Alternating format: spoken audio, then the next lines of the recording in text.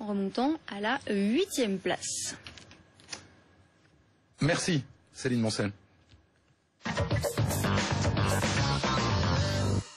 C'est une affaire qui excite déjà pas mal les syndicats et l'aile gauche du Parti socialiste. Le gouvernement aurait en tête une nouvelle réforme de l'assurance chômage, quitte à passer en force si les partenaires sociaux n'en voulaient pas. C'est le ministre de l'économie, Emmanuel Macron, qui relance ce débat ce matin dans une interview au journal du dimanche en disant « Une nouvelle réforme de l'assurance chômage n'est pas tabou ». Reprenons en cela les propos de Manuel Valls et infirmant ceux du président de la République. Il y a donc du tangage dans l'exécutif sur le sujet. Il faut dire que la réalité est assez dure. Cette année, l'assurance chômage accuse un déficit de plus de 4 milliards d'euros qui sont partie intégrante du déficit de la France. Alors qu'est-ce qu'on fait? On réforme pour limiter le déficit ou alors on considère que la période est trop rude pour qu'on touche aux droits des chômeurs? Avec moi, Guillaume Quéroux, bonsoir. Bonsoir. Vous êtes patron. Vous êtes le président du club des entrepreneurs. Vous avez fondé une société qui s'appelle Didaxis. C'est ça. Et François Calfon, bonsoir. Vous êtes secrétaire national du PS en charge du travail et de l'emploi. Et vous êtes ce qu'on appelle un frondeur. En préambule, et peut-être pour vous énerver vous, je voudrais juste vous faire écouter le député de Paris, Christophe Carèche, qui n'est pas un frondeur, loin de là. Il était mon invité à 20h30. Regardez. Le mode d'indemnisation joue sur la capacité à retrouver un emploi plus ou moins rapidement. Sur la motivation, c'est ça que vous voulez dire? Sur la motivation, sur peut-être la mise en relation, etc. Lorsqu'on demande plus de comptes, il ne s'agit pas de les sanctionner, il s'agit d'avoir un suivi plus fort, plus fin. Eh bien là aussi, on constate que le retour à l'emploi se fait de manière plus importante. Je vous vois d'autres ligner de la tête. Mais oui, parce que ça, malheureusement, ça marche pas. Ça a l'air d'être une bonne idée, c'est une fausse bonne idée. La réalité, c'est que tout simplement, c'est le chômage qui crée l'absence de capacité à retrouver du travail, et que finalement, si on veut faire en sorte que les choses aille mieux, alors à ce moment-là, il faut proposer des solutions. Et moi, ce que je veux dire, c'est qu'on a besoin de confiance. Tout à l'heure, j'entendais le patron de Force ouvrière qui parlait. L'UNEDIC, c'est un régime d'assurance, de protection sociale qui fonctionne plutôt bien, en réalité. Il ne fonctionne pas bien, il perd 4 milliards par an. Mais c'est pas énorme, 4 milliards, parce que c'est très réactif quand il y a finalement un changement de conjoncture. Je voulais juste rappeler quelques chiffres très très simples.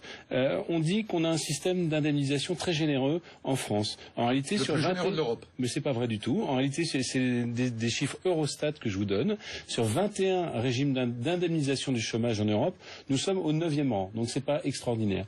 Deuxième chose, on dit, s'il y a un déficit de l'UNEDIC, c'est parce que les gens ne cherchent pas de travail. Il faut savoir, c'est des chiffres de l'UNEDIC, que les chômeurs, finalement, qui ne cherchent pas de travail, c'est entre 150 et 300 millions d'euros par an. Le déficit des organismes sociaux liés aux fraudes de patrons qui ne seraient pas finalement soucieux des finances sociales, c'est entre 20 et 25 milliards d'euros. Donc c'est un rapport de 1 à 100, la fraude aux organismes sociaux par les demandeurs d'emploi et de l'autre côté par des patrons peu scrupuleux. La question que vous avez posée, c'est celle qui va structurer notre débat. Est-ce que c'est au moment où il n'y a pas d'offre d'emploi, des destructions massives d'emplois, qu'il faut pointer du doigt les chômeurs? Moi, je pense qu'il y a d'autres manières de faire, comme par exemple, monsieur dirige un groupe de portage salarial, la sécurisation des parcours professionnels, c'est-à-dire des alternatives à l'indemnisation passive. Quand il n'y a pas d'alternative, alors, oui, il y a des difficultés à ce que les gens retrouvent du travail. Alors vous, Guillaume Quéroux, est-ce que vous pensez, comme Christophe Carèche, qu'on peut toucher à la durée d'indemnisation, au montant de l'indemnisation, et qu'au passage, on va faire des économies, on va aussi remotiver le chômeur? Moi, je suis pas du tout d'accord avec cette position. Maintenant, c'est vrai que quand on regarde ce qui fonctionne à l'étranger, on peut se dire en tout cas que là encore une fois, c'est pas le demandeur d'emploi qui est responsable de sa situation, et il ne s'agit en aucune façon d'obliger des demandeurs d'emploi à travailler. Maintenant, il faut que on puisse travailler sur l'acceptabilité, un emploi, qu'est-ce qu'un emploi convenable et quels sont les délais raisonnables à partir desquels il faut inciter ces demandeurs d'emploi à pouvoir travailler. Il faut rappeler, question, faites les réponses, soyez gentils. Alors c'est quoi les délais raisonnables? Il faut rappeler un chiffre quand même, qu'on a 400 000 emplois non pourvus. Et c'est vrai, plutôt que de jeter l'opprobre sur ces demandeurs d'emploi qui ne demandent qu'à travailler finalement, qu'à s'insérer dans le monde de l'entreprise, posons-nous les questions de comment on va les inciter à se former, à se reconvertir à certains métiers pour lesquels ils ont des qualifications. Ils n'ont probablement pas l'expérience, mais ils ont des qualifications. Il faut donc mettre en place un accompagnement. Et moi, c'est vrai que, ayant travaillé dans le monde de la formation professionnelle, je trouve quand même assez scandaleux l'infime partie du budget de la formation continue consacrée à la formation des chômeurs. À la formation des chômeurs, c'est 2%. C'est 2%. On forme les salariés, mais pas les chômeurs. Voilà, donc il y a quand même un véritable problème. Parlons des vrais sujets. Il y a à peu près 400 000, 350 000 de tout temps offres non pourvues. Par exemple, on cherche des tourneurs-fraiseurs, dans l'industrie, tout à l'heure, vous savez, en région parisienne. Ça commence très tôt, c'est-à-dire que quand l'éducation nationale sort 150 000 personnes de ses rangs chaque année, qui n'ont aucun diplôme, ils n'ont en réalité aucune employabilité. Donc bien sûr qu'ils seront demandeurs d'emploi, mais même pour tourneurs-fraiseurs, même pour ces métiers d'industrie, alors ils ne sont pas employables. Ça c'est la première chose. La deuxième chose, elle a été dite. Il y a 32 milliards d'euros de la formation professionnelle en France. Et il y a une partie infime de cet argent de la formation professionnelle qui est consacrée à la formation des chômeurs. Si vous voulez former un tourneur-fraiseur, un informaticien, un chef de rang, je parle des métiers en tension, il faut des formations qui ne soient pas des formations courtes. Ce que propose aujourd'hui Pôle emploi, il faut des formations dites longues, qui coûtent beaucoup plus cher et qui sont qualifiantes. Ça n'est pas ce qui est proposé. Ouais. Donc, mais ça ne résout pas la question des déficits, ça. Ça résout quand même, parce que résout pas les 4 milliards qui manquent. Parce qu'on dit trop souvent dans le débat que les 400 000, 350 000 offres non pourvues, c'est parce que les chômeurs ne voudraient pas y aller. En réalité, des employeurs qui verraient des chômeurs sans formation venir remplir ces offres, ils n'en voudraient pas, à juste titre, parce qu'ils ne sont pas là quelque part pour faire du social. Donc vous voyez bien qu'il y a un système qui dysfonctionne, celui de la formation professionnelle, mais aussi celui de Pôle emploi, sur lequel il y a aussi des difficultés. Alors, ce qu'il faut savoir, c'est que en Allemagne, la formation des demandeurs d'emploi, c'est 30% du budget de la formation continue. En France, c'est 2%. Donc là, je pense qu'on a un gros manque à gagner en termes de compétitivité, de formation de nos salariés, de nos demandeurs d'emploi. Donc moi, je pense qu'il faut plutôt que ce soit vécu comme une contrainte, il faut plutôt voir le dispositif de manière très positive, que ce soit un pari gagnant-gagnant plutôt que perdant-perdant. On a 3 millions de chômeurs en France, avec 10 000 destructions d'emplois quasiment par mois. Il faut donc trouver les leviers, on en a parlé, la formation professionnelle, l'accompagnement. Il faut permettre également à ces chômeurs qui auraient les qualifications de pouvoir accepter des emplois convenables, c'est-à-dire des emplois pour lesquels ils ont des qualifications.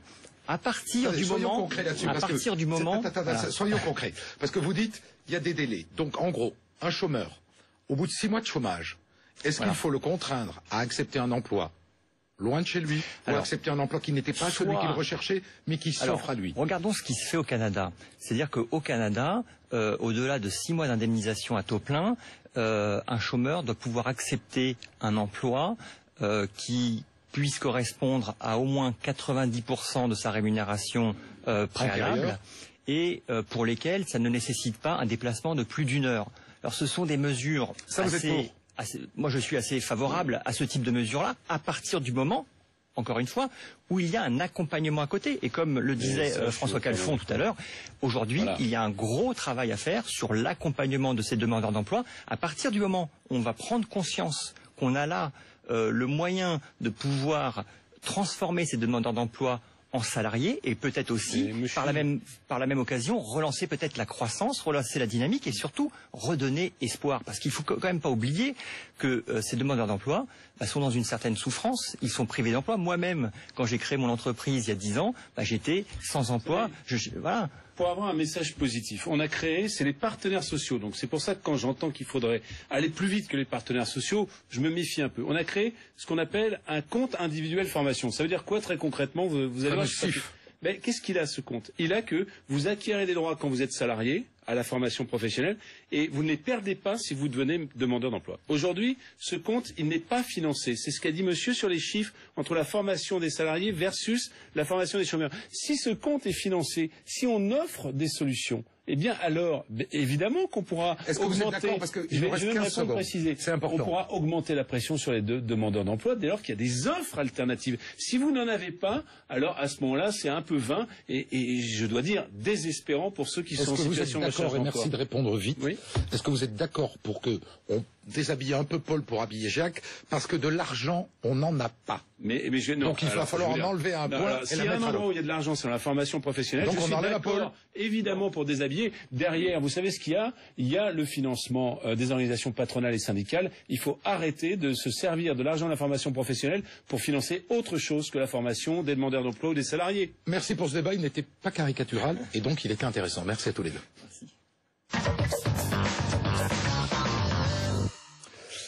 Voici la météo de Sandra Larue avec encore pas mal de pluie sur le sud-est.